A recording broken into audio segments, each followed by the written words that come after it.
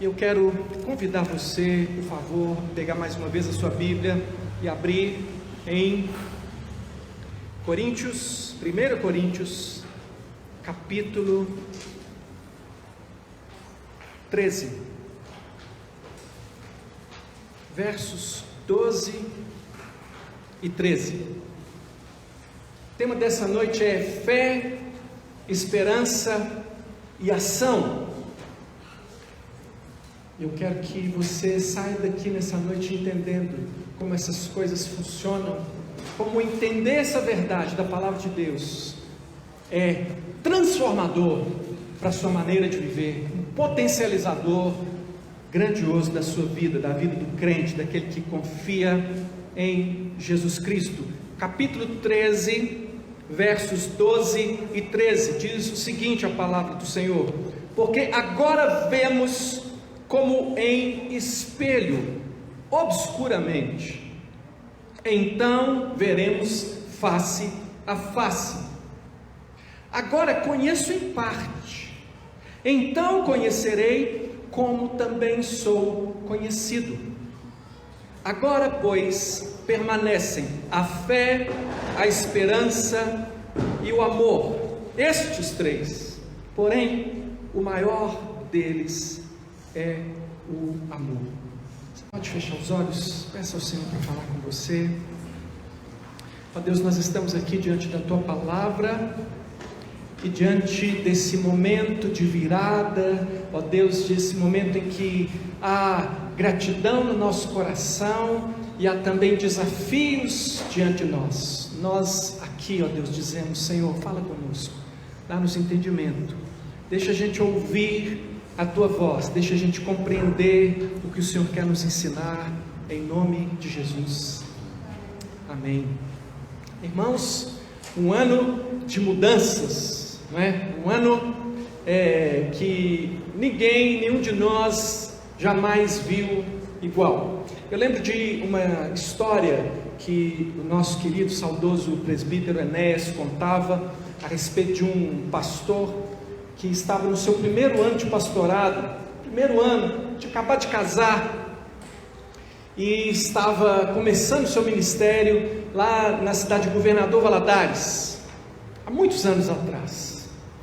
E naquela ocasião caiu uma tempestade tremenda, uma tempestade que encheu e inundou a cidade de tal forma, a cidade ficou arrasada, e aquele pastor perdeu tudo, sabe?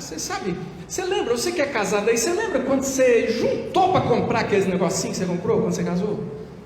E aqueles negocinhos, sabe? Foi tudo embora. Aqueles presentes, aquilo tudo, ele ficou com a roupa do corpo, ele e a esposa. Começo, jovenzinho. Aí ele ligou para um pastor mais velho, que tinha pastoreado ele por muitos anos, e falou assim: pastor, estou te ligando porque perdi tudo, não sei o que fazer. E aí a resposta daquele pastor maduro foi a seguinte: meu irmão, o que você precisa fazer agora é aprender com Deus tudo o que você puder aprender com essa grande tribulação na sua vida, porque me disseram, meu irmão, que essa chuva, igual caiu aí, só cai de 50 em 50 anos. Aproveita agora e aprende tudo que você tem que aprender, porque essa é a sua oportunidade de aprender com Deus no meio das tribulações. É duro, não é? É duro. E eu tenho uma pergunta para você aqui: o que é que permanece quando tudo passa? É o tempo em que a gente viu as coisas passarem, que a gente sentiu que a gente é muito passageiro demais. A gente viu que nós não temos controle de absolutamente nada. Esse ano foi um ano para mostrar para todo mundo que o controle não está nas nossas mãos. E aí eu fiquei pensando, esse ano eu sei que você pensou muito nos seus irmãos, né? Você cuidou aí da sua vida e pensou também nos seus irmãos, nas lutas que todos nós estávamos passando. E eu assim pensando na igreja, me lembrei que em outubro de 2019, eu estava pregando aqui, Tiago 4, 13 a 17, aquele texto no qual está escrito lá: vocês que dizem aí, iremos, no ano que vem, viajaremos, faremos negócios, teremos lucros. Vocês não deviam estar dizendo assim. Vocês deviam antes dizer: se o Senhor quiser, não somente nós viajaremos, faremos negócio, teremos lucro. E eu insisti aqui, a minha tese, a minha frase que eu queria que vocês se recordassem, que nós nos recordássemos, é que nós precisamos aprender a planejar conforme e não contrariamente a Deus. Nós precisamos descobrir a vontade de Deus, ao invés de tentar convencer Deus de algumas coisas que a gente acha que é bom para a gente. O que você quer? O que você acha que é bom para você? O que seria um presente de Deus para você? E esse texto aqui, final de Coríntios 13, está aqui num bloco de texto, né? E ele termina falando de fé, esperança e amor, né? É bem claro aqui o contexto que a gente tem, é que o apóstolo está falando com a igreja sobre dons de Deus, dons espirituais. Dons é presentes, dádivas poderosas, maravilhosas de Deus para a igreja, para que a igreja, no poder do Espírito Santo, possa realizar as obras de Deus. E ele está ensinando para aquela igreja como é que se usam os dons, por que os dons são dados à igreja, como é que não é. E aí depois ele passa o capítulo 13 falando massivamente sobre o amor, e ele diz: olha, eu vou falar para vocês um caminho sobremodo excelente, ou seja, aquilo que supera todas essas coisas, aquilo que regula todas essas coisas que eu falei, aquilo que está no centro é o amor. E ele explica, e depois ele fala do que é permanente. Eu perguntei para você, né? Nós estamos falando de tempos de mudança, tudo mudou e a gente nem sabe o que ainda vai mudar, as coisas estão diferentes, a gente ainda está se adaptando. E o que é permanente? Ele diz que permanente é a fé, a esperança e o amor, essas três dádivas maravilhosas de Deus, que eu não sei se você entende o que é, e sabendo do desafio que você tem, que é igual ao meu, eu sou gente igual a você, eu quis trazer nessa noite essa meditação, irmão, para que, ao entender essa palavra tão simples, você possa mudar completamente a sua maneira de ver a vida, o mundo. Eu disse aqui que nós precisamos descobrir a vontade de Deus, ao invés de tentar convencer a Deus de algo que a gente acha que é bom, né? E se tem algo que fica claro nesse texto, é que Deus quer. O que Deus quer? Deus quer que o seu povo se mova em fé, esperança e amor. Eu falei mover, tá bom? Ande, mova.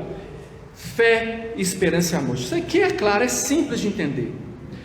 Irmãos, até quando nós estamos fazendo coisas que são ordens diretas de Deus, a gente pode se perder um pouco e se perder no caminho. Eu vou contar aqui uma história que você conhece muito bem. É uma passagem na qual Jesus disse aos discípulos, e eu já falei isso tantas vezes, e eu vou falar isso aqui até morrer, irmãos, tá? Não cansa não, que isso é importante para nós.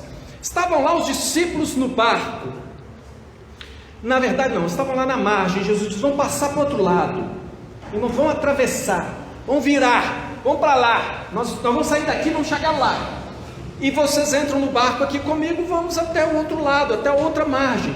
E eles entraram no barco, Jesus deitou-se no fundo do barco e dormiu, e os discípulos foram ali remando, e as coisas mudaram completamente, inesperadamente, tudo mudou, e veio uma tempestade tremenda, e aquilo começou a sacudir o barco de tal forma, que aqueles pescadores experientes chegaram à conclusão: nós vamos morrer, isso vai afundar, nós vamos morrer. E quer saber o que mais? Nós vamos morrer com Jesus no barco. E quer saber o que mais? Jesus não está nem aí para a gente, ele está lá dormindo. E um dos discípulos chega e acorda Jesus e diz: o senhor não se importa, né?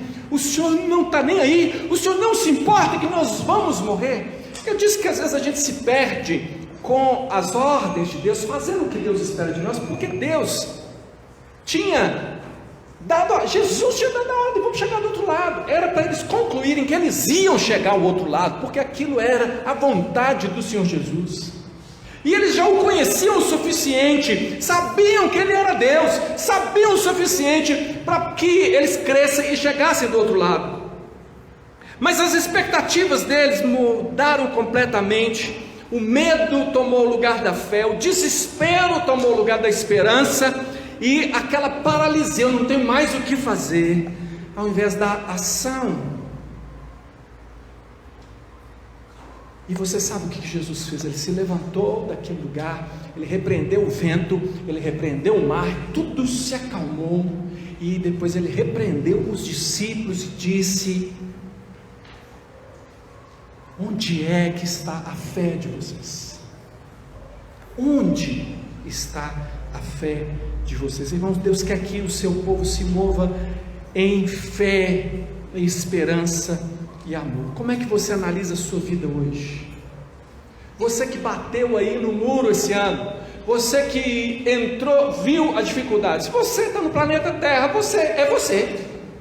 Não tem nem que pensar, será que é comigo, Senhor? É com você, irmão. Todos nós batemos no muro esse ano, todos nós tínhamos planos, todos nós nos vimos no meio de uma tempestade e ninguém sabia o que fazer. A gente não tinha assim instruções claras do que fazer no meio de uma pandemia. E aí, como é que você agiu? E como é que você está agora? Porque a coisa não acabou, a coisa continua, ainda temos grandes desafios. O que vem pela frente? Como é que vai ficar todo mundo no meio dessa tempestade? Será que nós vamos afundar? E será que Jesus não está nem aí? Irmãos, porque nós perdemos pessoas, nós perdemos entes queridos, ficamos doentes, quando passamos por tribulações, quando passamos por tempestades, também como os discípulos, nós somos tentados a desviar a nossa fé, porque, ou melhor dizendo, a verdade é que a tempestade mostra para você onde de verdade está a sua fé. É na tempestade que você descobre quem você realmente é. É naquela tempestade que os discípulos descobriram que eles não eram os crentes que eles pensaram que eram. Eles entraram em desespero. E eu quero que você entenda fé, esperança e amor. E o tema da noite é fé, esperança e ação. Eu vou te explicar por que eu falei fé, esperança e ação daqui a pouco. Mas eu quero que você entenda, diante dos seus desafios, como é que você pode colocar na prática esses três elementos a favor da sua vida, a favor de uma vida cheia do Espírito, a favor de uma vida que agrada a Deus, uma vida abençoada por Deus, uma vida sem medo. Eu quero que você saia daqui. Se você sair daqui nessa noite entendendo isso, eu estou satisfeito, eu posso aposentar, sou pastor, posso aposentar agora. 2021 vou aposentar. A igreja entendeu fé, esperança e amor, por isso a igreja vai vencer agora. Irmão, essa mensagem é muito simples. O que é fé?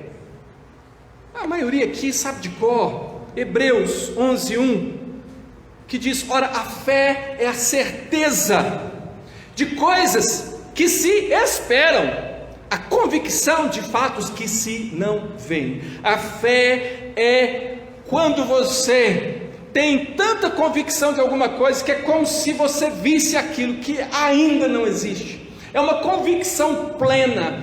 E como é que você reage? Irmãos, essa pandemia chocou todo mundo. Por quê? Porque aquilo em que nós confiávamos foi questionado. Onde está a sua fé? A pergunta que Jesus fez para os discípulos é a pergunta para mim e para você.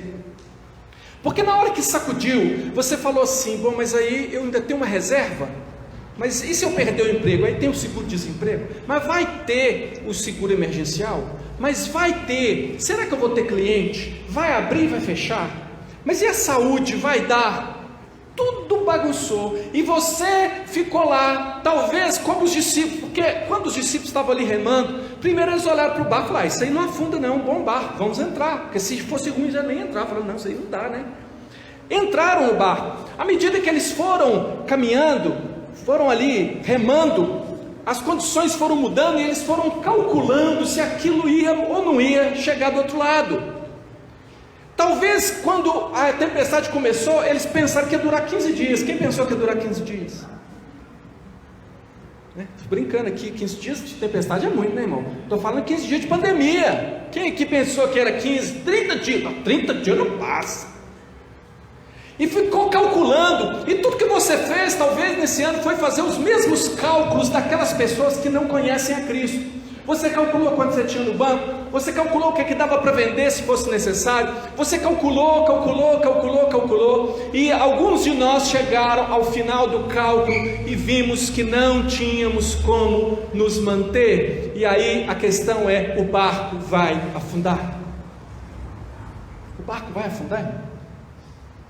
Se você é crente em Jesus, eu preciso falar essa aqui, depois voltar para a mensagem. Se você é crente em Jesus, a sua vida só pode melhorar, porque o pior que dizem da vida é a morte, e a morte do cristão, ela é motivo de regozijo, é descanso, é entrada no céu, é entrada na presença de Deus, é aquilo de melhor que pode acontecer, é o fim de todas as dores, de todas as tribulações. O cristão, como a gente conversava no nosso pequeno grupo ontem, a morte para o cristão é a volta de Jesus. Jesus está voltando, Jesus vai voltar para todo mundo.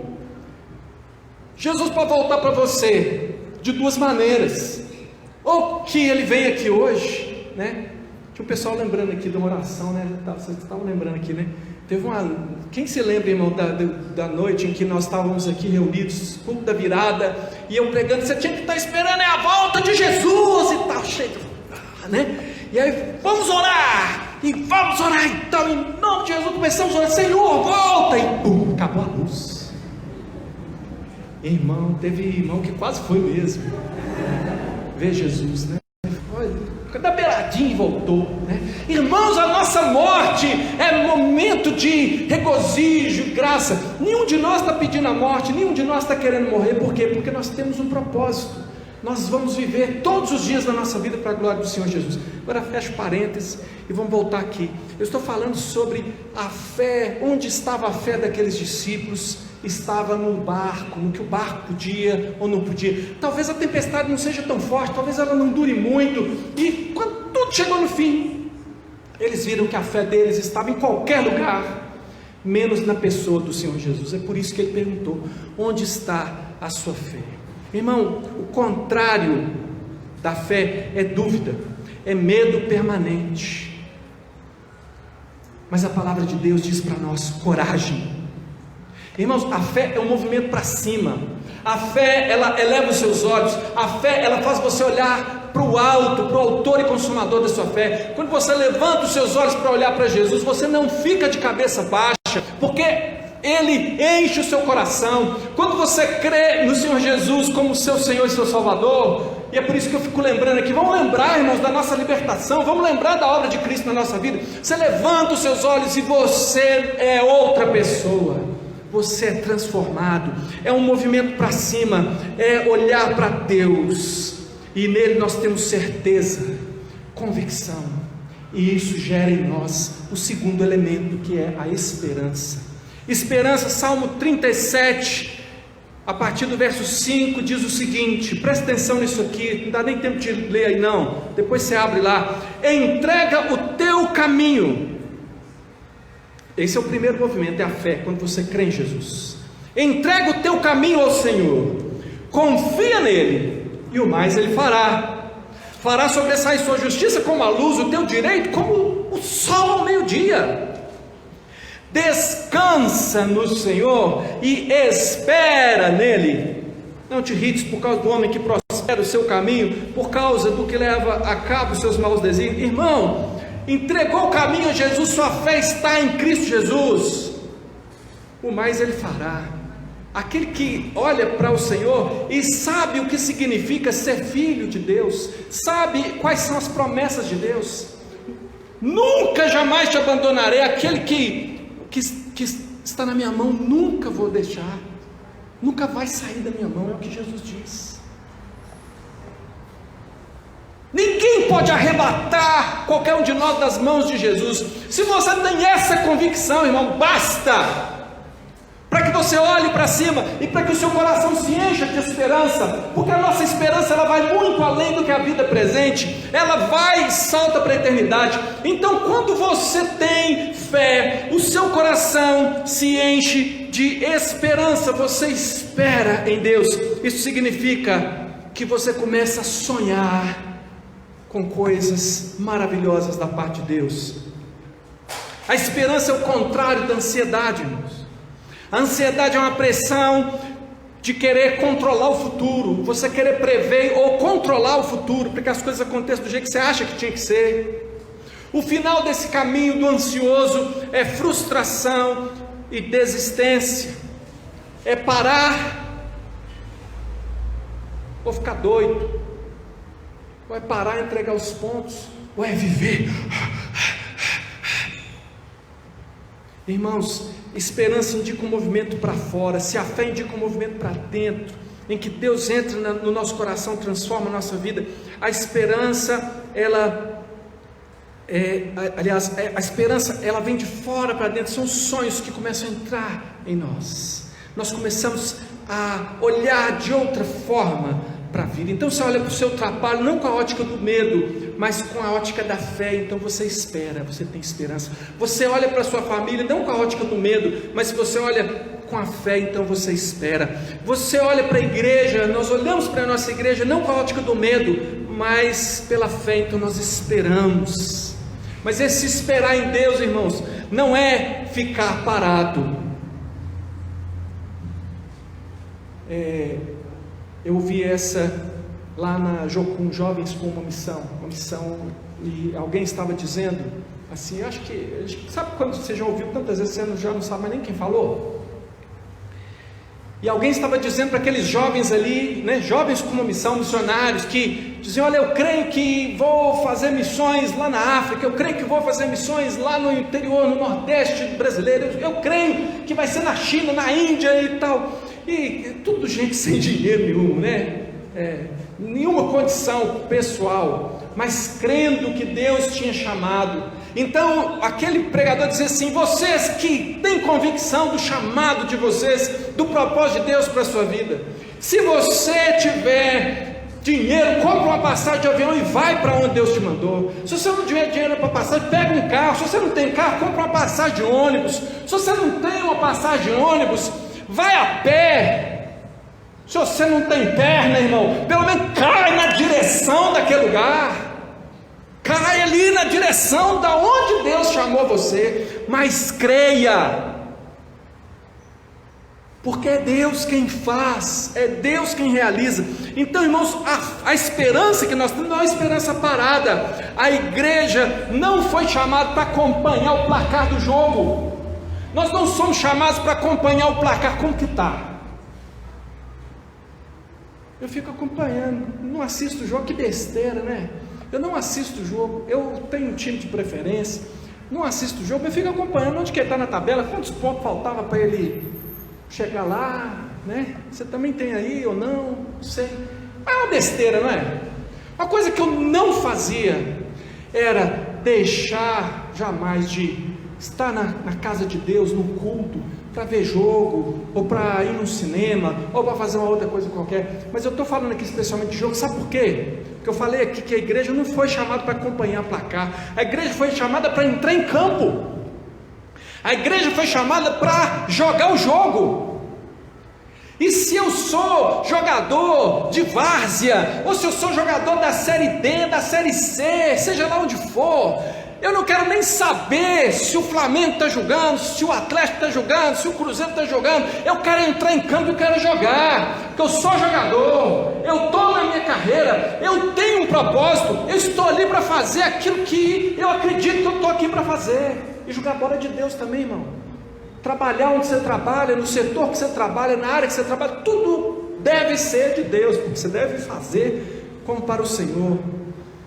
Então a igreja, ela é chamada não apenas para ter aquela esperança, ai, Deus vai ajudar,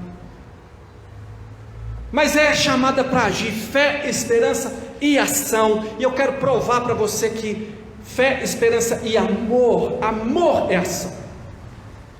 Segundo, o versículo que você mais conhece da Bíblia, João 3,16. Porque Deus amou o mundo de tal maneira que fez um cartãozinho com corações e mandou um para cada um. Mandou beijinhos do céu. Sentiu no coração uma tremida, um tremor. Porque Deus amou o mundo de tal maneira, Ele deu o seu Filho. Ele se deu. Você está entendendo que é Deus que se deu? Que o Deus Filho é Deus também? Ele se deu. Ação. Porque Deus amou o mundo de tal maneira que Ele deu o seu Filho, para que todo que nele crê não pereça, mas tenha vida eterna. Segundo João 1,16 diz: o amor é esse, fé, esperança e amor, aquilo que permanece. O amor é esse, que andemos segundo os seus mandamentos. Este mandamento, como ouviste desde o princípio, é que andeis neste amor. Ainda muitas coisas tem que vos escrever, não quis fazer com papel e tinta. Andemos segundo o seu mandamento. Paremos segundo o seu mandamento ou andemos segundo o seu mandamento? Andar é estilo de vida. Quando a Bíblia fala em andar, ela está falando de assumir um estilo de vida conforme Deus. E os mandamentos mais básicos que nós temos são aqueles mandatos que foram dados para Adão e Eva lá no Jardim do Éden, que na teologia a gente chama de mandato cultural, mandato espiritual, mandato social. Mandato espiritual, relacionamento com Deus. Mandato social, casamento, relacionamento com o cônjuge. Mandato cultural, o seu relacionamento com o mundo. Nós fomos chamados para ter um relacionamento firme com Deus, para termos um relacionamento firme de marido, mulher, uma família sólida. Nós fomos chamados para cuidar do mundo. Deus colocou o homem no Jardim do Éden para cultivar e guardar, irmão. Ninguém estava lá à toa, era para trabalhar. Não tinha enxada não, mas inventa a enxada, irmão. Está difícil aí, Adão? Inventa a enxada e capina esse negócio, faz esse lugar ficar bonito.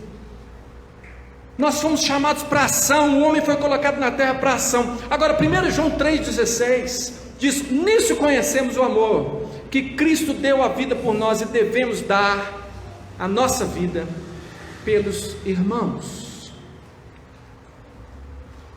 O amor indica um movimento de dentro para fora. A fé indica um movimento para cima, olhamos para Deus. A esperança indica um movimento de fora para dentro. Quando pela ótica de Deus nós percebemos o mundo, e percebemos as oportunidades, e percebemos que como imagem e semelhança de Deus nós devemos transformar o mundo, fazer a diferença. E aí o amor é ação, o amor é se doar, o amor vai em direção ao outro, o amor transforma. Desde, se você é um balconista, você tem a obrigação de ser Jesus naquele balcão. Se você é um empresário, você tem a obrigação de ser um empresário, como se Jesus administrasse aquela empresa. Você já imaginou se todo lugar que você entrasse no mundo fosse administrado por Jesus, irmão? Se toda pessoa que te atendesse fosse como Jesus? Esse é o plano de Deus, o projeto de Deus. Para fazer isso através de quem? Quem é que Deus está já fazendo alguma coisa através dele para transformar o mundo? Você e eu. Deus quer a igreja agindo no mundo. Se nós temos fé, se nós temos esperança que nos leva a ter sonhos, e se nós então entendemos o amor, que o amor não é uma coisa simplesmente para sentir. Se você ler Coríntios 13, tudo aqui é atitude, ação. Você entende que amor é um movimento para fora, é atitude. Então, na prática, eu quero resumir para você: há um Deus, o verdadeiro e único Deus, manifestado em Cristo, que habita em nós pelo Espírito Santo, que tem um plano de fazer de você, de nós, representantes dignos do Senhor Jesus Cristo, imagem e semelhança dele. E é por isso que eu quero copiar aqui uma oração do apóstolo Paulo para nós, que está em 1 Tessalonicenses 1:2 até o 5, diz assim. Olha o apóstolo Paulo escrevendo para aquela igreja ali em Tessalônica, e eu quero que você entenda essa oração para você, como se Deus estivesse escrevendo, se o apóstolo estivesse escrevendo para nós. Eu estou aqui lendo, irmãos, a carta que o apóstolo Paulo mandou para a nona igreja, inspirado pelo Espírito Santo, ele disse assim: damos sempre graças a Deus por todos vós, mencionando-vos em nossas orações e sem cessar, recordando-nos diante do nosso Deus e Pai, da operosidade da vossa fé. Está vendo que já deu salto? A fé que age, operosidade, opera, age. Ele diz: eu estou sempre mencionando vocês e dando graças nas minhas orações a Deus por vocês, porque a fé de vocês leva vocês à ação, da operosidade da fé, da abnegação do vosso amor. Ou seja, o amor, irmão, é em favor do outro. O amor não age pelos seus próprios interesses, o amor é entrega. O amor é quando você dá mais valor ao outro do que a você. Ah não, Jesus mandou amar os outros como a si mesmo. Lê a Bíblia toda, irmão. Lê a Bíblia toda. Novo mandamento vos dou, que vos ameis uns aos outros como eu vos amei. Jesus não nos amou igual ele ama a si mesmo, ele nos amou mais do que a si mesmo. Por isso ele não fez caso da sua glória, ele não fez caso de si mesmo, ele se entregou, e é nessa entrega que ele conquistou a todos nós. Jesus não nos conquistou pelo poder dele, já viu isso? Jesus não nos conquistou porque chegou aqui com toda a pompa, cheio de raio e anjo e querubim, serafim, aquela coisa toda. Ele nos conquistou pelo amor, pela entrega dele. E se você quer ser um vitorioso conforme Jesus, você precisa aprender a andar em amor. A abnegação do vosso amor e da firmeza da vossa esperança, uma esperança firme, mas ela tem um lugar em nosso Senhor Jesus Cristo. É onde está a sua fé. Reconhecendo, irmãos, amados de Deus, a vossa eleição. Você reconhece a sua eleição? Nós pregamos Efésios todo aqui para você poder reconhecer a sua eleição, para você saber que a obra de Deus em sua vida, que a maneira como Deus age a seu favor, a maneira, olha, Jesus não estava esperando lá, todo doído, todo cheio de amor, que você aceitasse Ele, não. O Senhor Jesus entrou na sua vida e foi com tudo. Ele meteu o pé na porta, sim. Eu discordo desses que falam que Jesus está lá do lado de fora, batendo na porta. Irmão, Jesus meteu o pé na porta, saiu arrastando você, igual o bombeiro que tira alguém do incêndio. Se dependesse de nós, nós íamos todos para o inferno. Primeiro ele entrou em você com o Espírito Santo. O Espírito Santo entrou por onde, irmão? Pela porta, pela janela, pela fresta? Por onde foi que ele entrou? Ele ficou lá batendo. Você que abriu a porta para o Espírito Santo, onde é que você encontra isso?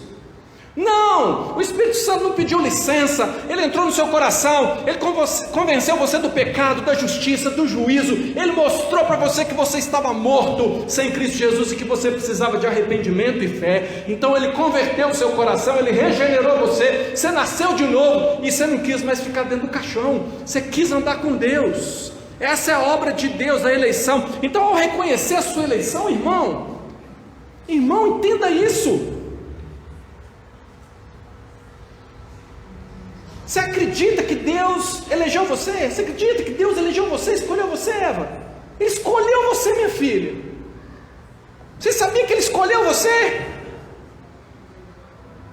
No meio desse mundão aí, Ele escolheu você. Ele veio até você com essa decisão, com essa atitude. Ele veio até você. Então, irmão, eu sinceramente não sei porquê. Nenhum de nós tem estrela na testa. Nenhum de nós sabe por que nós fomos escolhidos. Nós não somos melhores do que ninguém que está aí fora, que não conhece a Cristo. Não somos melhores do que ninguém. A única coisa que a gente faz é aceitar a graça e a bondade do Senhor sobre a nossa vida. É isso que a gente faz. Nenhum de nós explica. Mas uma vez que nós temos consciência e temos fé, que fomos escolhidos por Deus, por que você acha que a sua vida vai dar errado? Por que você acha que a sua vida não vai dar certo? Por que você acha que está tudo errado na sua vida? Você acha que está tudo errado na sua vida porque a sua fé não está onde ela devia estar. A sua fé, quando está em Jesus, você sabe que Ele já fez tudo por você. Ele não vai fazer, Ele já fez tudo por você. A garantia que nós temos está em Cristo Jesus, na obra que Ele já consumou na cruz. Ele perdoou a gente antes da gente pecar, irmão. Tem que arrepender e perdoar. Tem que arrepender mesmo e pedir perdão? Tem mesmo. Mas Ele já sabia até onde nós íamos cair quando Ele nos amou, irmão. Isso é duro de encarar. Eu me lembro ainda, lá no seminário, tendo aula com meu professor de teologia sistemática, e como se diz, né? Todo mundo chega no seminário arminiano, depois a gente sai calvinista, mas a gente chega lá e é aquele dia que eu vou falar sobre eleição, predestinação, vocês podem vir com tudo, aí os 40, era uma turma grande, mas isso, e aquilo, já ficamos lá lutando espada com ele, mas é aquilo, no final está todo mundo derrotado, e ele está lá, né, com a palavra de Deus. Ele falou assim: sabe o que é? Não é difícil de entender, a Bíblia é muito simples ao dizer que Deus escolheu você. O duro é o orgulho de você aceitar que você não entrou com nada, que você não faz nada, que Deus é tudo em todos, que Deus é quem faz todas as coisas, Ele realiza em vós o querer e o realizar, Ele está operando na sua vida. É isso que é difícil. O problema nosso não é com a interpretação da Bíblia, o problema nosso é com o orgulho de entender a dimensão do amor de Deus. Agora virou a página, você entendeu o amor de Deus, pregamos Efésios aqui nesse ano, você creu, amém. Então agora viva conforme a fé que você tem, que Deus está em você e que absolutamente nada pode tirar você da presença dele. E mesmo que você morra, irmão, pode ser de Covid, pode ser de nefrite, pode ser de qualquer ite que tiver, não interessa, nós não vamos morrer de saúde, nós vamos morrer de doença um dia nós vamos ficar velho, um dia um trem vai dar errado lá no coração, vai parar, vai dar estourar uma veia. Irmão, pode falar isso não? Nós estamos aqui no planeta Terra. A questão é que nós temos que dizer isso e dizer, porém o fim não é aí. A nossa vida não termina numa sepultura, a nossa vida está escondida com Deus na eternidade. Nós não seremos derrotados. Eu já li o último livro, a última página, e nós vencemos.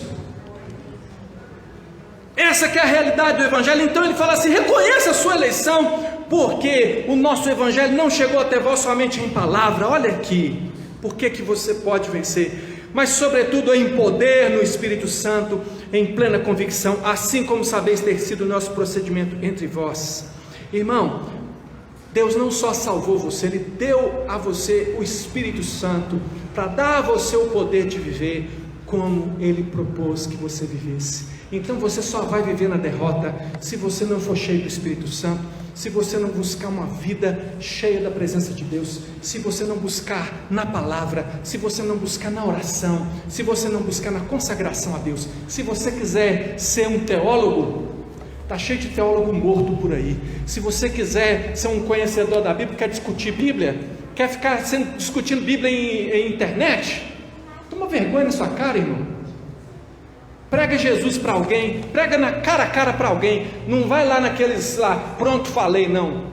Se você sabe alguma coisa da palavra de Deus, e acha que é mais do que o outro, tenha misericórdia, ore pelo outro, ao invés de ficar se debatendo pela internet. Fale do amor de Deus, o amor que você conhece. Irmão, a nossa chamada hoje é para um outro olhar, um olhar de fé para aquilo que vem adiante de nós. É isso que nós precisamos fazer agora. Nós precisamos ir para a ação, irmão. Fé em Deus, no Evangelho, gera em nós esperança, sonhos. Nós sonhamos. Eu sonho. Eu vou morrer sonhando. E eu não estou nem aí se as tempestades vêm. Aquelas cadeiras ali, quantas vezes, né, essas cadeiras estiveram aqui numa noite como essa, para nós recebermos às vezes várias pessoas como membros da igreja, gente que durante aquele ano tinha entregado a sua vida a Jesus, conhecido um novo caminho, estava aqui para dizer: eu também quero. Se hoje não estamos batizando alguém, nem por isso a missão está cumprida, nem por isso o propósito mudou, e eu vou continuar sonhando. E é por isso que eu pedi para colocar essas cadeiras aqui hoje. Não é tanto para que tivesse lugar não, até aproveitou aí, tem. Mas a primeira ideia que eu tinha era que essas cadeiras estivessem vazias, para eu olhar para essas cadeiras vazias e ver pessoas ali, porque a minha fé, pela fé eu já vejo pessoas assentadas ali para serem batizadas. É assim que eu vivo, pela fé. Não interessa, mas se passar, não estou nem aí, quem faz é Deus, o meu papel é crer, o meu papel é agir, o meu papel é pregar, e o Senhor faz segundo a sua vontade, do jeito que Ele quer. Eu plantei, Apolo regou, mas Deus deu o crescimento, Deus dá o crescimento como Ele quer. Ah, mas e as pessoas que saem? Eu conheço a parábola do semeador, você conhece? Não são todos que perseveram. E também sei que muitas pessoas ainda precisam ser cuidadas quando elas entregam a vida a Jesus. E eu olho para vocês pela fé e vejo que não somente vocês são pessoas que vão ganhar pessoas para Cristo, mas são pessoas que vão discipular, cuidar, vão amar, vão orar, vão servir, porque nós somos uma igreja, irmãos. Igreja não é um pastor, não é uma liderança. Igreja é todos nós, somos todos nós. A nossa igreja é a soma do que cada um de nós é. Juntou, deu a igreja. Então eu sonho, por quê? Porque eu tenho fé, e porque eu tenho fé e eu sonho, eu estou agindo. Esse ano o que eu fiz? Estudei mais, li mais, não dava para encontrar, eu estive afiando a minha ferramenta. Minha ferramenta é o ensino, é o aconselhamento. Tive a oportunidade de aconselhar esse ano mesmo à distância, ou presencialmente, quem quis vir. Estive fazendo isso, mas estive amolando e vou mais. Se o Senhor permitir, né? Estou aí, vou fazer, se o Senhor permitir, 49 anos, aí estou chegando nos 50. Irmão, estou sonhando terminar o mestrado, fazer doutorado, mas assim, não é para ter título, é porque eu quero ser a ferramenta mais útil, mais perfeita de Deus, a hora que eu estiver sentado com você, aconselhando você a respeito do caminho de Deus. Eu quero estar preparado para mostrar para você a palavra de Deus de tal forma e com tal poder, que você fique convencido de que você precisa seguir a Jesus e precisa aceitar as orientações de Deus. É isso que eu faço, irmão. Eu não sei gerar crente, mas eu sei esperar em Deus, eu sei crer e eu sei agir. Não deu, irmãos, peço perdão se eu não pude atender a você como você talvez precisou, mas é nessa hora que a gente vai para o joelho, é nessa hora que você que não conseguiu a ajuda que você esperava, você fala, mas eu tenho um supremo pastor, que é Jesus Cristo, que tem cuidado da minha vida. Ele me fortalece na hora da angústia, Ele me fortalece dentro da minha casa. Quantas pessoas estão acompanhando aqui, ainda não estiveram aqui conosco, ainda não retornaram. Deus abençoe você, irmão, permaneça na fé, continue crendo, o Senhor vai nos dar oportunidade, mas não desvie o seu olhar de Jesus Cristo, não desvie. Agora, irmão, porque nós estamos falando de prática, e nós estamos já caminhando para o final, eu quero dar a palavra aqui ao presbítero Afonso, que vai trazer um pequeno testemunho aqui, e vai orar conosco. Uma das orações, nós vamos ter algumas orações.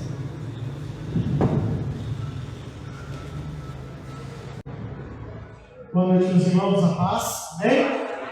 Irmãos, o Senhor Jesus me alcançou no ano de 1989, e até ali, pelos primeiros anos, eu sempre fazia um propósito de ler a palavra de Deus e parava pelo caminho. E nós estamos falando de fé, esperança e ação, amém? Amém? Então, no ano passado, o doutor Elias, no final do culto do dia 31 de dezembro, me entregou um roteiro de leitura. E eu peguei aquele roteiro e falei, agora eu vou ler a Bíblia toda. Naquele ano de 2002, eu consegui ler a Bíblia inteira, irmãos, com aquele roteirozinho, foi só uma ajuda. Olha só, irmãos, ano passado, quem recebeu um desse aqui? Alguém lembra? Amém? 31 de dezembro. Aí, irmãos. E é uma alegria muito grande, é uma alegria não tem medida. Minha esposa sempre acompanha. 31 de dezembro pela manhã, Apocalipse, capítulo 22. Amém? Leitura inteira da palavra, irmãos, de ponta a ponta. Então, a 18ª vez eu consigo ler a Bíblia toda. Isso aqui é só uma ajuda, irmãos. Vê se você acha um desse no seu banco aí. Olha aí.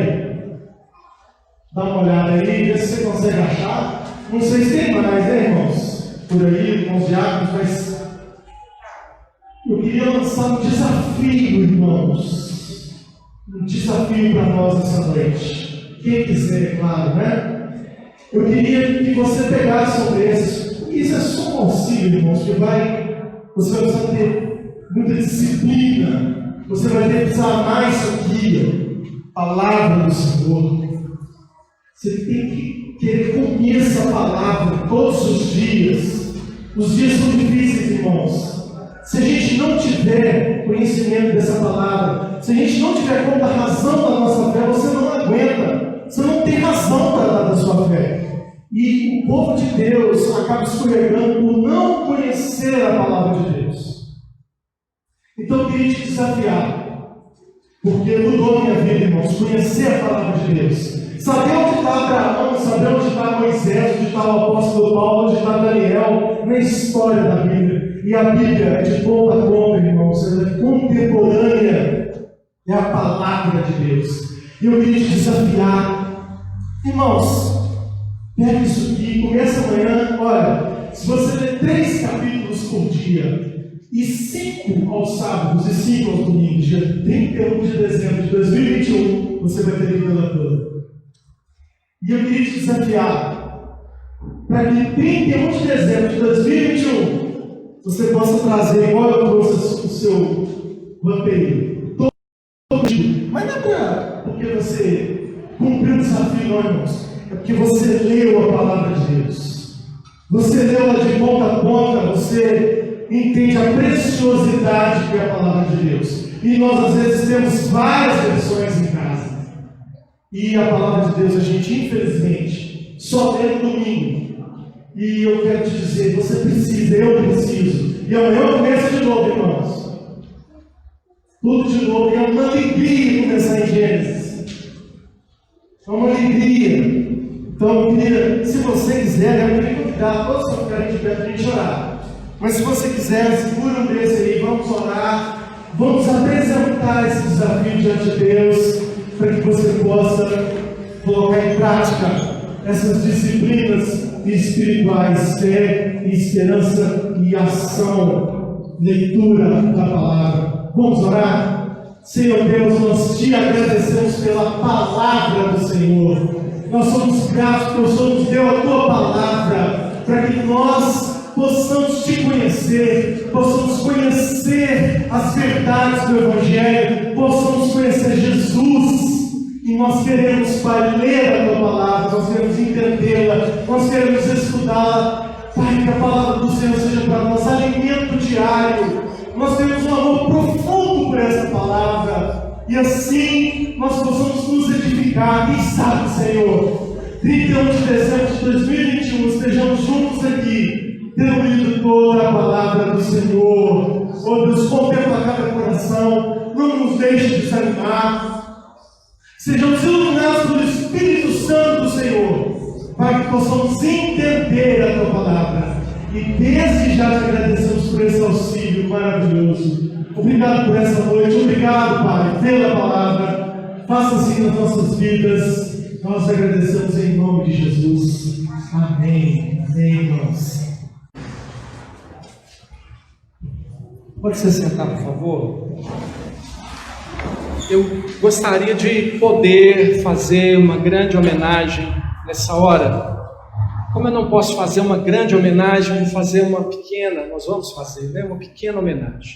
Mas uma homenagem que estenda a todos vocês, irmãos, que são líderes na casa de Deus, pessoas que no ano de 2020 mantiveram a liderança do seu pequeno grupo, a participação, o envolvimento, você que se manteve nos grupos de louvor da igreja, no ministério de louvor, de música da igreja, você que produziu algo aqui no serviço do Senhor, que serviu, você que como diácono ou como presbítero serviu na casa de Deus, foi um professor, esteve aqui, ministrou a palavra, todos nós que servimos aqui de alguma forma na liderança. E aí eu vou chamar uma pessoa assim, inusitada, 2 pessoas inusitadas. Você não está esperando que são essas pessoas que vão vir aqui não, mas são elas que vão vir. Queria que viesse aqui o seminarista Hugo. Por favor, irmão, fica aqui perto de mim aqui. Eu queria que o semi-seminarista, né, o desejou, alguém que está desejando ser um seminarista um dia, se o senhor permitir. Você conhece algum mais, José? Põe aqui, irmão. Eu acho que você tem alguma coisa aí, tem? Para trazer aqui? Então, posso falar.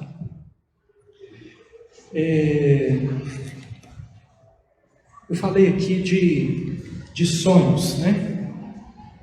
Trouxe, não? Cadê? Tá, não vai chegar. Vai chegar ainda? Então falhou? Tá vindo? Daqui a pouco chega. Não. Tem um pedaço.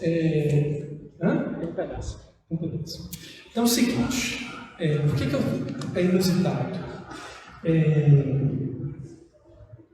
Porque eu conheci o Hugo, né? O seminarista Hugo. Falei com ele, irmão, não vem pra cá não. Eu falei com você? Vem não. Porque quando ele conheceu, ele e a família dele conheceram aqui na igreja, e ele veio do Espírito Santo para cá para ser um seminarista, e eles procuraram visitar algumas igrejas presbiterianas, buscando de Deus orientação onde eles deviam congregar e tudo, né? E aí eles amaram estar aqui com a gente e tudo, né? Ô Chico, vem cá para dar o seu marido aqui, nós vamos orar por ele agora. Vem cá. E aí, eu falei, irmão, olha, né? Eu amo gente que ama a Jesus e ama a obra de Deus. E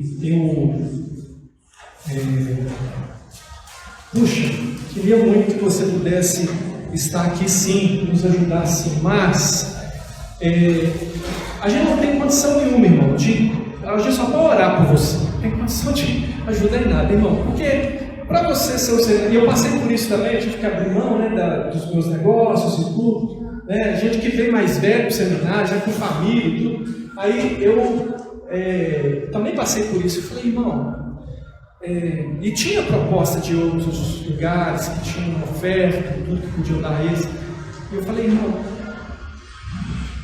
eu fico constrangido, mas nós não temos como, nossa situação financeira não permite a gente ter o apoio seu aqui. Pois é, pastor, eu estou orando e tudo e tal, mas se Deus mandar a gente ficar aqui, você vai fechar a porta, vai mandar ele embora? Não, mandar embora eu não vou não, vou receber vocês com muito carinho, dentro daquilo que a gente puder, mas quero que você saiba e tal. Então, gente que serve com o coração, eu dou testemunho do irmão, que ele veio assim para cá. E aí, sumiu. O outro, pode pegar aqui. Veio o José, em algum tempo ele tem falado, e isso aqui é tudo extraoficial, irmão. Nós vamos orar aqui como igreja. Extraoficial, por quê? Porque isso que eu sei dele, ele não expressou ainda diante do conselho da igreja. O conselho da igreja pode ser não. Tá aí, fica tranquilo, irmão, que nós somos muito responsáveis com quem a gente envia ou não envia para seminário. Ele tem um desejo de ser pastor. Desejo. A Bíblia diz que aquele que aspira ao episcopado, excelente obra almeja. Todos vocês que me disserem que têm vontade de ser, eu vou dizer amém, glória a Deus. Não sei se dá para ser, irmão. Para alguns nós já dissemos não. Talvez a gente possa dizer não para você. Mas nessa noite aqui eu estou falando de fé, esperança, amor, sonhos, ação. Aí eu vejo a ação que o irmão teve ao vir para cá, e o irmão aqui sonhando com uma coisa que eu fico falando, você é doido, né? Não tem que ser doido, filho. Olha lá o doido lá, o doido aqui. É tudo doideiro, mas é melhor coisa que tem, você vai ser da vontade de Deus. Se seja onde for para você, não fique achando que é alguma coisa a mais ser um pastor. É um privilégio. Como é um privilégio ser filho de Deus? E Deus usa você aonde Ele chamou você, tá bom? É de Deus onde você está, você faz. Então, a homenagem, ao homenagear aqui o irmão, e isso foi um movimento aqui, tá? Eu nem sei quem que está misturado aqui que fez isso, para ser verdade, da igreja aqui. E pedir que trouxe que o José trouxesse isso. Eu quero homenagear todos que são líderes, que são doidos juntos com a gente, que dedica tempo, que abriu a casa quando dava para abrir a casa, hoje fecha a casa, mas abre o celular, chama alguém, participa num pequeno grupo, que vem aqui, que está servindo na igreja. Você é desse mesmo grupo de pessoas especiais. Então, ao homenagear o irmão, Eu estou homenageando todos vocês que são líderes na casa. Eu não, a igreja está, porque eu, sinceramente, irmãos, eu nem sei quem está envolvido nisso. Eu sei que a Juma está aí junto com o povo aí, coordenando, mexendo, mas tem muita gente que eu nem sei, nem importa, porque é uma coisa da igreja. Eu queria que vocês ficassem, se sentissem motivados diante disso, que cada líder se sentisse homenageado e motivado, e que nós, como igreja, levantássemos para realizar as obras de Deus. Eu queria que vocês ficassem de pé. Você quer dizer alguma coisa, José? Era para você dizer alguma coisa? Não falou que era. A Ju falou que era? Então você pode falar. Eu queria chamar, nós já estamos indo para o final, eu queria chamar o presbítero Carlos, que é o vice-presidente do conselho. Ele tem uma palavra também depois aqui, e ele vai orar com todos nós, vai orar pelos líderes, vai orar com toda a igreja, vai ser a nossa última oração da noite, depois eu vou impetrar a bênção, nós temos terminado. Tá? Mas pode falar aí, irmão. Eu recebi essa incumbência, eram umas 4 horas da tarde, estava tomando banho para vir para cá. Você vê tanto que a gente é doido mesmo. E é engraçado porque é uma coisa que realmente já me falaram algumas vezes, tipo assim, poxa, você é doido, velho? Você tem... Agora eu vou fazer 22, né? Mas já tem mais um tempinho que eu estou atrás do pastor Enoque por isso. Você está fazendo isso na faculdade, cara? Você quer abrir mão disso tudo? Ou quer usar isso para seminário? Poxa, você tem tanto para fazer na vida. E eu imagino que o Hugo tenha ouvido isso um pouquinho também quando ele decidiu mudar de vida. Não sei se você já teve a oportunidade de conversar com ele, mas ele já teve alguns negócios bem sucedidos na vida dele. Ele estava levando uma vida tranquila. Então, irmão, eu queria te honrar e que o Senhor abençoe a sua vida com um pedacinho do presente. Que Jesus possa te abençoar. Amém. Não vou te dar a palavra, porque senão aí nós vamos ter outra pregação. O seminarista já começa a pregar, sabe? Vou passar a palavra aqui para o presbítero Carlos, que ele tem um desafio para nós e uma oração por todos nós, como líderes, e depois dessa oração eu vou impetrar a bênção dele. Amém. Vou ficar aqui também, porque estamos terminando. Aleluia. Amém, irmãos. Irmão, Jeremias capítulo 29, a partir do verso 11. Eu acho que final de ano todos nós fazemos projetos, planos, não é assim? Todos nós temos planos e projetos. E você assumiu um compromisso aí de ler a Bíblia, não é assim? Só que a palavra de Deus, e quem falou isso foi Jesus. Jesus diz assim: errais, não conhecendo as Escrituras, nenhum poder de Deus. E lá em Marcos, Jesus ainda fala para a gente assim: porventura o vosso erro não é de não conheceres as Escrituras e o poder de Deus? E Deus tem ministrado a nossa igreja, e nós temos tido, pela misericórdia de Deus, a palavra de Deus nos chamando, nos desafiando, nos orientando a ter uma vida de oração. E o que me marcou aqui foi o Sermão do Monte, a qual nós estudamos aqui, amém, irmãos? Amém? E no Sermão do Monte a gente sabe, eu agora arrumei até um discipulado, sabe, irmãos? O cara está com dificuldade de ler a Bíblia, manda ele ler os ensinamentos de Jesus, que é 3 capítulos, não é assim? Mateus 5, 6 e 7. E nesse sermão, nesses ensinos de Jesus, Jesus nos ensina a orar. Depois de 30 anos de crente, eu não vou ter vergonha de falar isso para você, sabe? Mas o Espírito, de vez em quando, embora a gente lê a Bíblia, de Gênesis, Apocalipse, tem hora que o Espírito Santo tem que dar um toque na gente, né? Chamar a atenção da gente para algumas coisas da Bíblia. O que me chamou a atenção no Sermão do Monte é que a expressão que Jesus usa assim, quando orardes, é a mesma que ele usa logo na frente assim, quando jejuardes. E Deus me chamou a atenção para disciplina espirituais. Vocês lembram dos bois que eu arrumei aí? Lembra? Bíblia, oração, igreja e submissão, santidade. Se você não comer esses bois na sua vida todo dia, se você não comer dessa picanha aí, né, desse boi aí, você vira crente, você fica religioso. E eu vou dar um pequeno testemunho aqui. Eu cheguei na nona há 14 anos atrás aqui com a vida arrebentada, Só para mim, era tanta confusão que até para me aceitar como membro, eu louvo a Deus para a igreja presbiteriana que não aceita o caboclo de qualquer jeito, né? Tem que passar pela sabatina do conselho, aquela coisa toda. Mas eu cheguei aqui há 14 anos com a minha vida arrebentada. E eu lembro que na hora que o bicho pega, o primeiro nome que você grita é de quem? Ô Deus! Não, não é? Ou então da mãe, não é assim?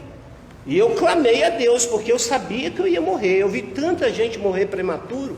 Eu costumo dizer que lá na minha loja eu enterrei 6, de 21 a 39 anos.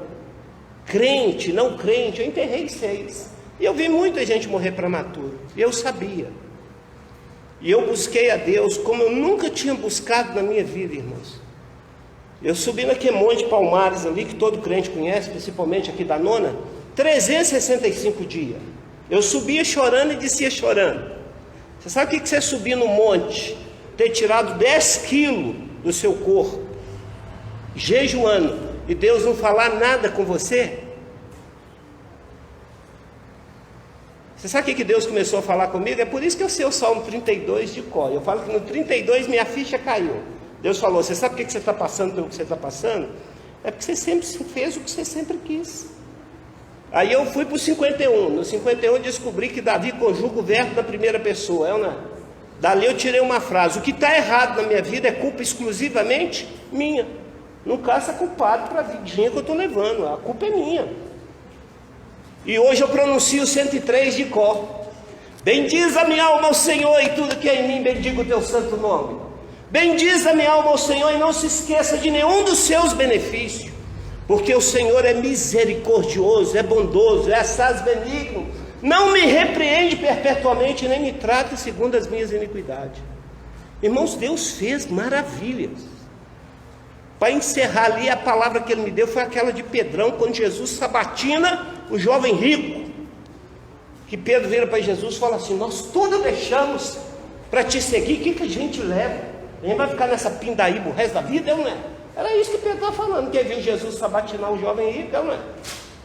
Jesus vira para ele e fala assim: é que todo aquele que largar pai, mãe, não é assim?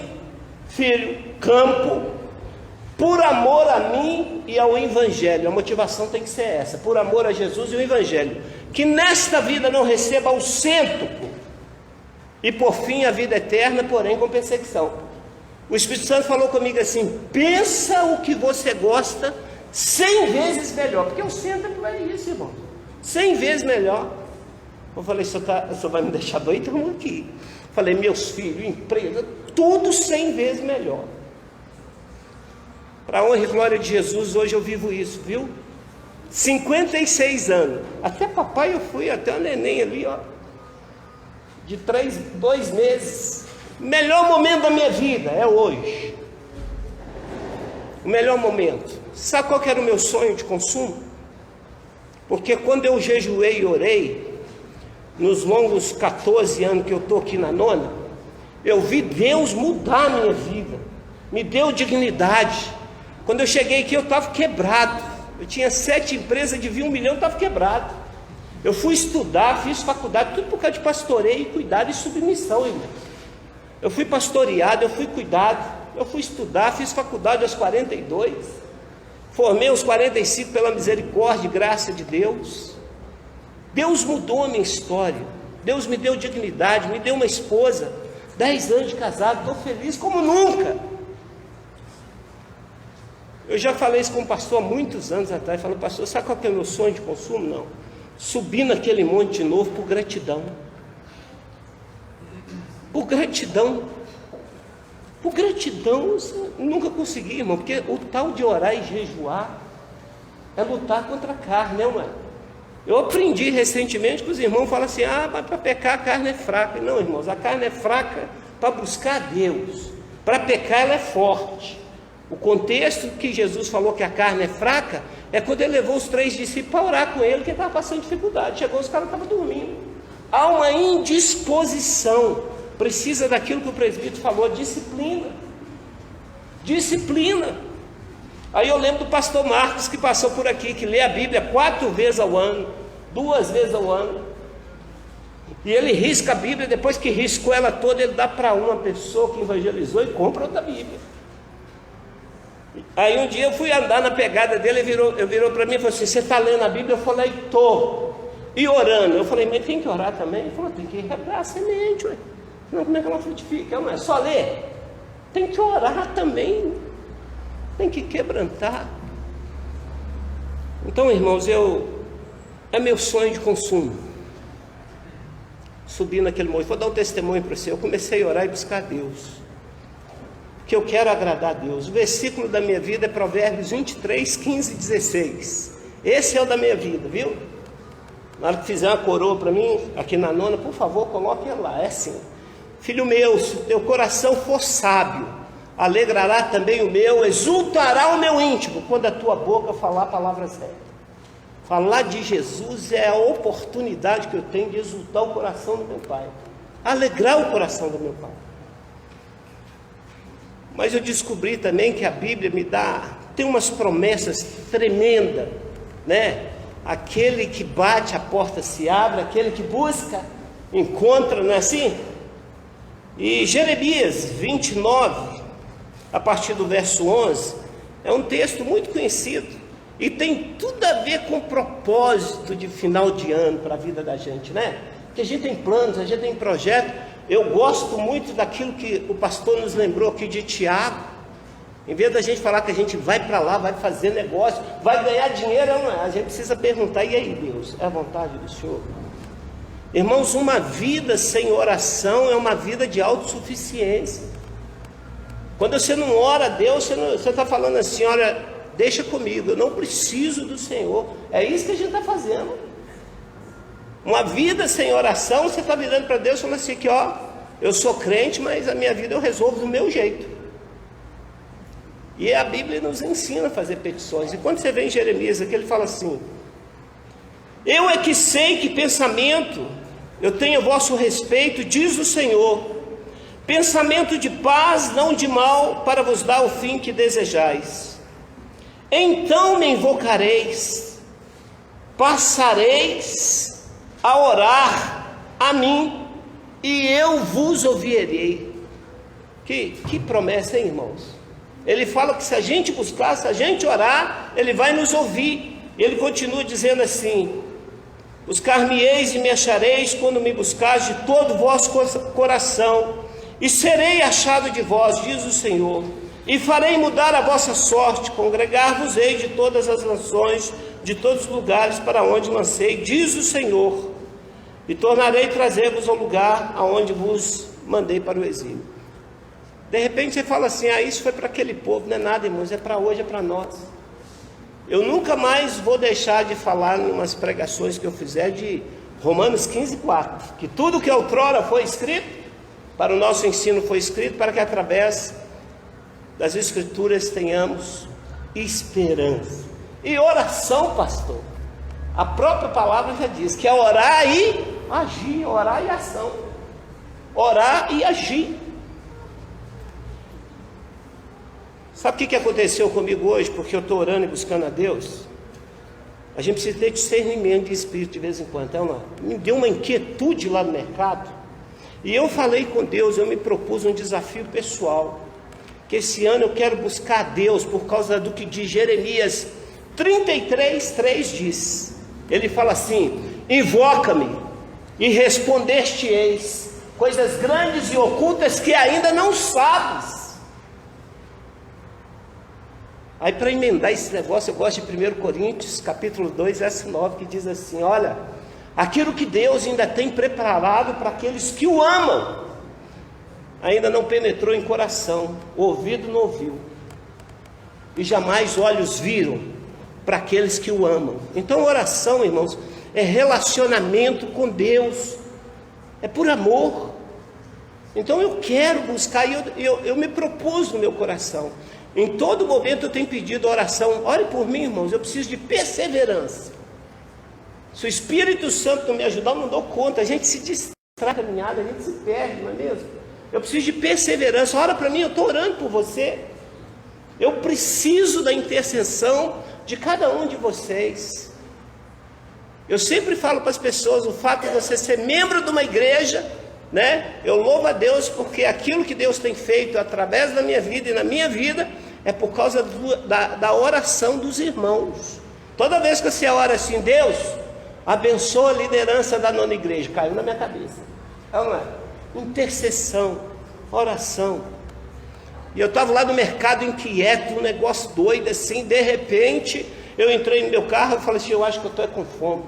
Entrei no meu carro, quando eu pensei que não, meus filhos moram ali perto do Monte Palmares. Eu passei perto do Palmares e puxei o freio de mão e parei.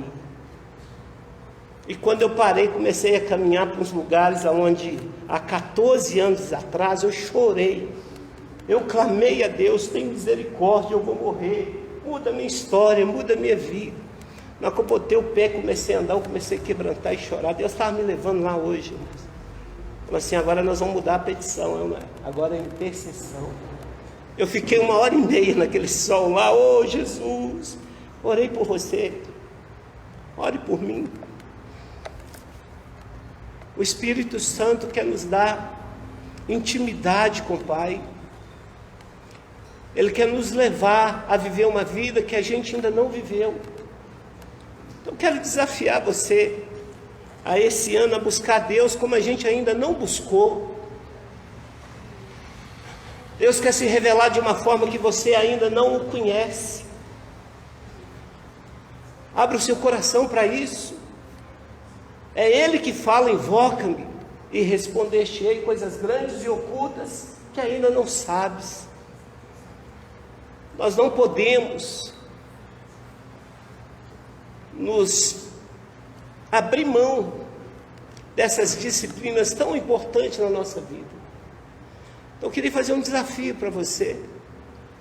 Você que quer viver algo novo em 2021, você que quer ter uma vida de relacionamento com Deus, porque a oração é isso, irmãos, é ter vida de caminhada com Jesus, relacionamento com o Pai pelo Espírito Santo, e Ele quer fazer isso conosco. O Pai facilita as coisas para a gente. A única coisa que nós precisamos é buscar de todo o nosso entendimento, de toda a nossa força e de todo o nosso coração. Você vai ler a Bíblia, mas precisa regar a semente, amém? Você precisa de orar. Então nós vamos orar. Você quer assumir esse compromisso? Orar, ter uma conversa com o Pai, entrar no secreto, porque o seu Pai que te vê em secreto, Ele vai te recompensar, amém? Isso é promessa de Deus para a sua vida. O Senhor vai orar. Eu gostaria que você ficasse de pé, você que aceita esse desafio, fala assim, eu quero uma vida diferente, eu quero ouvir Deus falar comigo, eu quero uma vida de oração, eu quero ter uma vida e experimentar algo que eu ainda não experimentei, porque existe uma promessa para aquele que busca, encontra, aquele que bate, a porta se abre, e o Pai quer se revelar a nós, amém? Então fecha seus olhos, faça esse compromisso com o Pai, fala com Ele que esse ano vai ser um ano a qual você vai ler a palavra para conhecer a vontade do Pai, mas que você também vai orar para criar um diálogo com o Pai, e Ele quer se revelar a você. Vamos orar, em nome de Jesus, Pai, nós te louvamos, nós te agradecemos, por causa do Teu Espírito Santo, que está no nosso meio e habita no nosso coração. Pai, a Tua palavra diz que nós não sabemos orar como convém, mas graças ao Senhor, pelo Teu propósito, nos enviou o Espírito Santo que prescruta a profundeza do Teu coração, que intercede por nós com gemidos inexprimíveis. Que Teu Espírito Santo que habita no coração de cada irmão aqui na nona igreja, cada membro da nona igreja, que o Senhor nos desperte a buscar ao Senhor, que nós façamos um voto ao Senhor, de ter uma vida de leitura da palavra para conhecer a Tua vontade, e uma vida de oração para criar intimidade com o Senhor, para ouvir a Tua voz. Senhor, esse é o desejo do nosso coração, essa é a nossa oração nesse final de ano, Pai. Nós queremos Te agradecer pelos benefícios, pelas misericórdias que nos alcançou. Nós estamos aqui com saúde, nós podemos te louvar, te agradecer por esse ano que se passou, mas que esse 2021, Pai, seja um ano de propósito simples, de ler a Tua palavra, de ter tempo de oração, de comunhão com o Senhor, pelo Teu Espírito Santo que habita em nós. Muito obrigado, Senhor, por esse momento. Obrigado, Pai, em nome de Jesus. Que o Senhor nos ajude nessa caminhada, Pai, em nome de Jesus. Amém. Irmão, antes de pegar a bênção, eu vou pedir a você. Sei que é difícil, vai ser a primeira vez, mas não abrace. Nós não vamos abraçar agora, tá bom? Uma piscada de olho está valendo um abraço forte, daquele de quebrar a costela, tá bom? Mas nós vamos respeitar e vamos orar pelo nosso país, vamos pedir ao Senhor dias melhores e vamos colaborar, tá bom? Feche os seus olhos. Obrigado, Senhor. Que a graça do Senhor Jesus, que o amor de Deus, o nosso Pai, e que a comunhão do Espírito Santo do Senhor seja com todos nós, agora e sempre. Amém. Deus abençoe você. Feliz ano novo. E quando der a viradinha da meia-noite, eu quero estar em oração onde quer que eu estiver. Você também? Vamos orar, vamos agradecer a Deus. Deus abençoe a todos.